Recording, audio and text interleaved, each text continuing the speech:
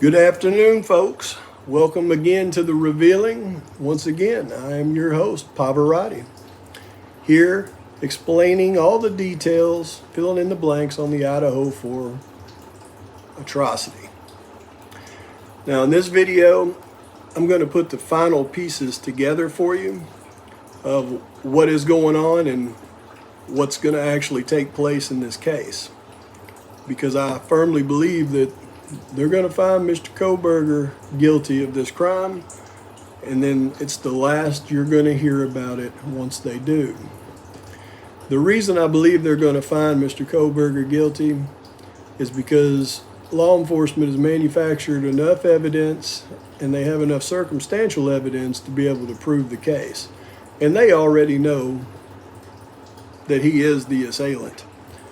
And with that knowledge and being able to convict him and close the case and get all eyes off of this whole ordeal is the top priority for them. Because just like I explained in the past video, the real investigation is to the organization that was behind this, that is controlling the drug trade in Moscow, Idaho. Now, the final piece to this puzzle is right out there in the open for everybody to see. How this all started with the girl's parents specifically planning to turn evidence on their organization. How did the organization know this? Both of the young ladies, not the young ladies, both of the mothers' attorneys were the same woman. That woman has all the information necessary to be able to pass it along to the organization. I'm going to say more than likely she is employed by the organization. Now, she's also employed by the public defender's office. She's an attorney. The public defender's office appoints her, but she has another line of income, I assure you. And her allegiances are to that organization. And how do we know that for a certain? Or, again, I'm not trying to slander anybody, but how can we infer that for certain? Well, the same attorney for those two women also happens to be the attorney assigned to Brian Kohberger. Now, this Moscow, Idaho case is the highest profile case in America right now. There's millions of eyes on it.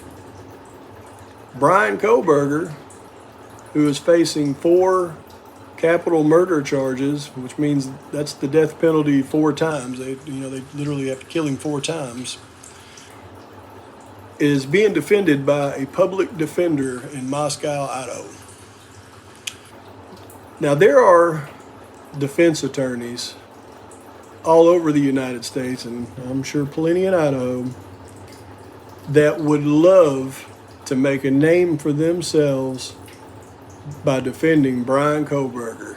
I can assure you that they are calling him left and right, and I mean really, really good attorneys, because to defend him and win the case would make a name for them. For instance, y'all probably know who the Kardashians' father is, right? He was a defense attorney, a very popular one, but nowhere near as popular as he became after he defended O.J. Simpson.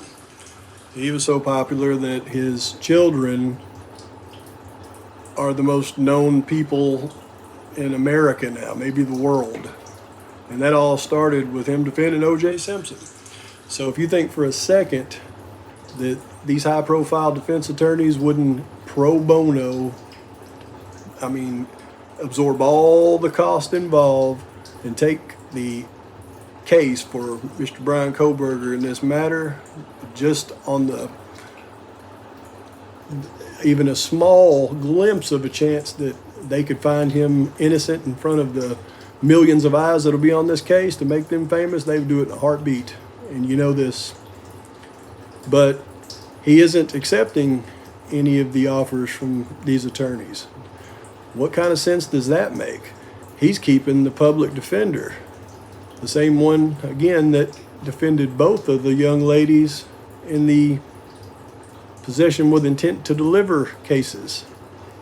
The reason he is keeping that public defender is because he knows who that public defender is. And he knows who her allegiance is to. And he knows that if he was to take another attorney in this matter, that they would not come and kill him. What's the point of that? That wouldn't scare him. He's facing 4 capital murder death penalty charges. No, he knows that what happened to those women's daughters that we're going to talk would certainly happen to his loved ones. His family would be eliminated the second that he either moved for another attorney or the second that he started to open his mouth on this case and fill in some of the blanks for the law enforcement. That's why when Mr. Kohberger goes in to the courtroom, he doesn't say a word. Believe me, he has been warned. Do not say a word. And the evidence to that is when the judge asked, how do you plead guilty or not guilty? What was his answer? He wouldn't open his mouth to even say guilty or not guilty. Wouldn't let his lawyer do it either. The judge had to plead not guilty for him. Everybody was perplexed with that one. There is no potential benefit to not pleading not guilty in your case. Nobody could understand why would he do that? Well, real simple. He's been told not to open his mouth, and believe me, he understands the consequences that come with opening his mouth, and he won't even open it to say not guilty. So, with that being said, the way this thing's going to pan out, he's not going to open his mouth. Law enforcement will manufacture enough evidence for a jury to convict. They will convict him. They will put him on death row. In 10 years, they may even execute him. He will never open his mouth because his loved ones, again, would be eliminated, and he knows that. And he was the professional. He wasn't supposed to get caught, but he made a couple of minor errors. Number one, driving his own vehicle to the scene of the atrocity. And the police, the law enforcement, everybody involved is going to put this thing to bed the second that they say guilty. And then law enforcement can continue working on their private investigation into that organization. That organization can continue to do business. And everybody involved would be better off just putting it behind them.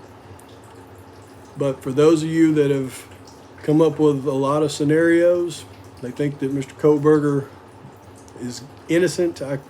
I can assure you he's not. His motives behind it were completely different than what everybody is thinking.